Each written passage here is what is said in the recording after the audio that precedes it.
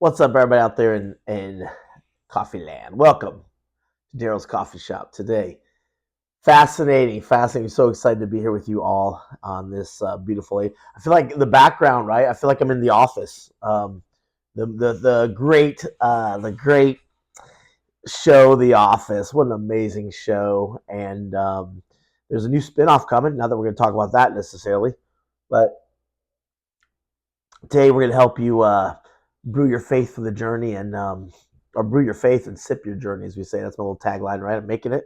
But anyway, so we are sharing. I want to share with you a little cup of Joe today. Got a little cup of Joe for you, and today's cup of Joe is entitled "Get in the Wheelbarrow." That's what it's called, or is it? Is it called "Get in the Wheelbarrow"? It's something. Get in the wheelbarrow. I'm gonna tell the story anyway. We're here to tell the story. So as you're in the coffee shop, you reach back, grab your favorite brew of coffee. I hope you have type what you like in the chat. Are you like a cafe cubano, americano? Do you like the lattes? You a macchiato person? You like it straight? Do you like it black? Do you like it with the sugar? Creamer, coffee and creamer. How do you do? What do you do? What do you do with your coffee? What is it? Put it in there. Let's go. Well, I'll ask you today. We all like stories, and fascinating day. As I was reflecting that, as we tour through life, the concept of faith comes up. And people say, "Oh, faith. I don't believe. I get a lot of this religious stuff, and that's fine. Whatever. You gotta do what you gotta do." But for me, faith has always been a part of my life, and from far back in high school, even before pre-high school. But we always struggle with faith. A person who's not struggling with faith is either a liar or dead. That's at the end of the day, it's either a liar or dead, or the third option is they just kind of put it in the background. But they're really ignoring it. They're struggling, but they're really ignoring it. So but when I was talking about faith and what that would be and mean and for us, um, this is I remember this time back in high school. I had a mentor named Mike, and Mike was an older gentleman. He had a family, a wife, kids, established. He had a career, and for some reason, Mike responded to my questions, and he was there for me in a mentor capacity, not necessarily officially, but he always showed up and had the right things to say at the right time. And he was a neighbor across the street, a couple houses down. And so I could walk over there, knock on the door, and his wife would let me in. He's in his office, and I think Mike was a lawyer. I think that was his profession. So he was doing some office work long before the days of internet and things like that. So I remember Mike would always make time for me, and Mike would feed me these tidbits of wisdom. And being a man of faith, a Catholic like myself, he would. Or one day he would share this story with me that I'll never forget.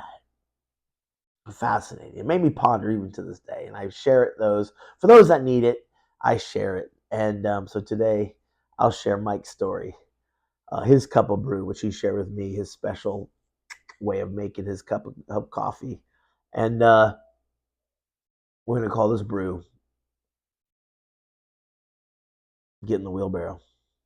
Oh, I can't call it that. Holy crap! I just ruined it. Can't call it that. We're gonna call this brew. I'm gonna splice it. I'm splicing this video anyway. We're gonna call this brew the wheelbarrow. So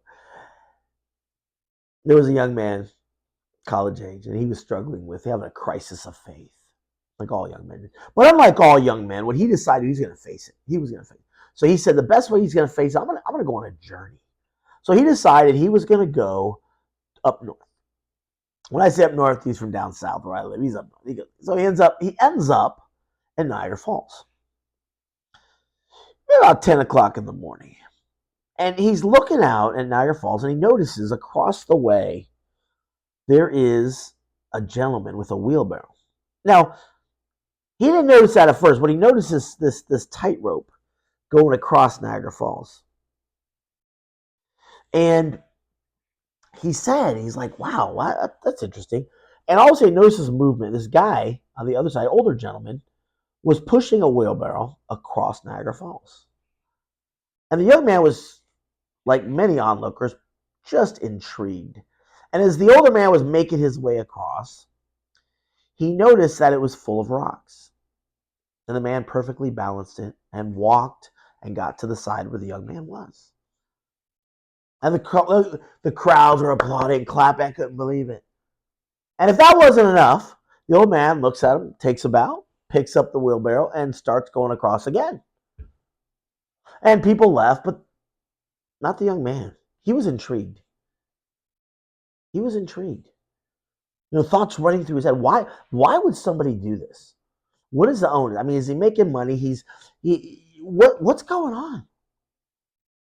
And the young man found himself there, lost in his thoughts, watching this older guy push a wheelbarrow across a tightrope over Niagara Falls. And before he realizes it, he was there 4 hours watching this man go back and forth.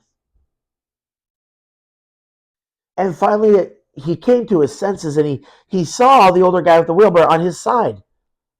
And he's looking at the man. And the old man must have seen something in this young man. And he said, the older guy said, young man, let me ask you something. Do you believe that I can take this wheelbarrow and make it across the other side safely?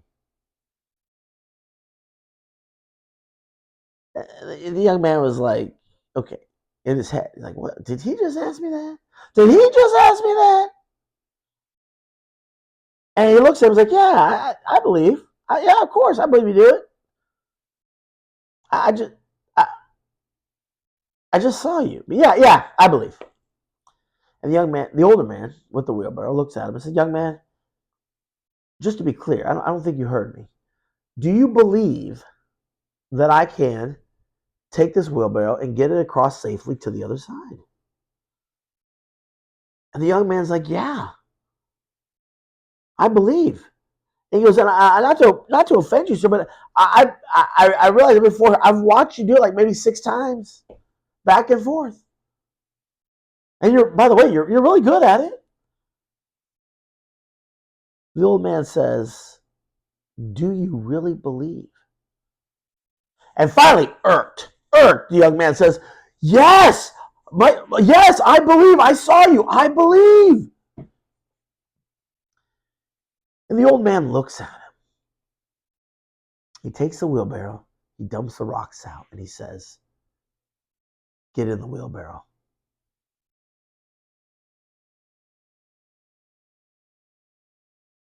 Get in the wheelbarrow. I'm out. What would you do? What would you do? Do you believe?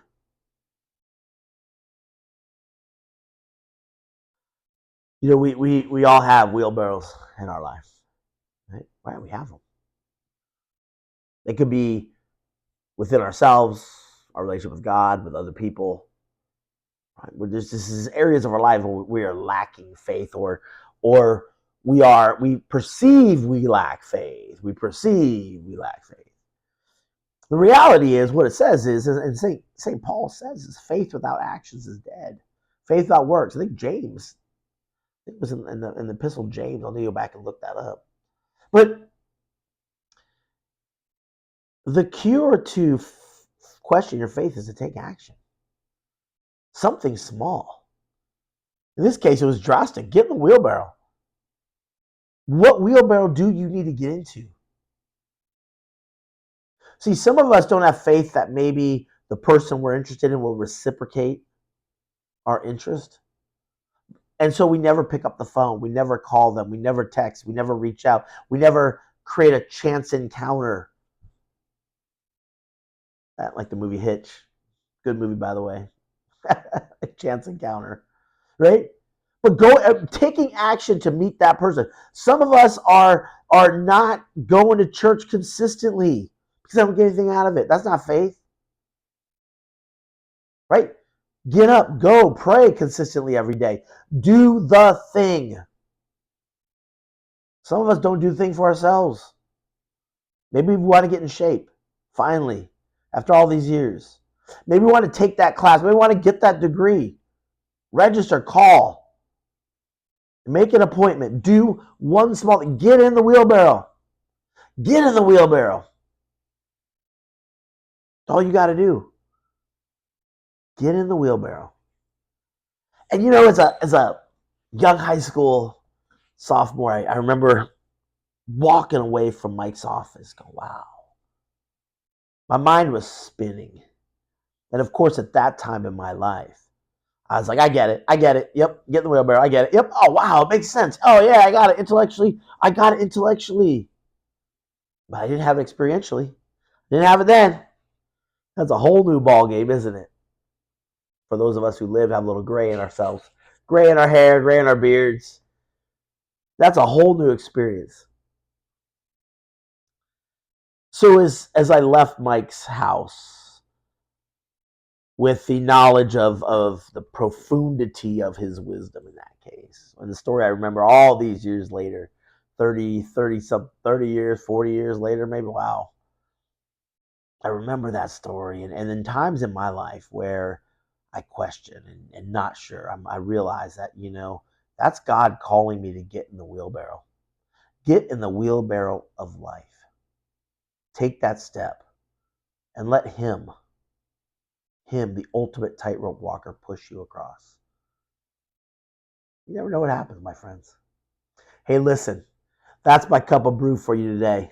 If you liked what you tasted, leave a comment below. Maybe you need to share what is your wheelbarrow that you need to jump into. Or maybe what is a wheelbarrow experience that you successfully navigated that you jumped into?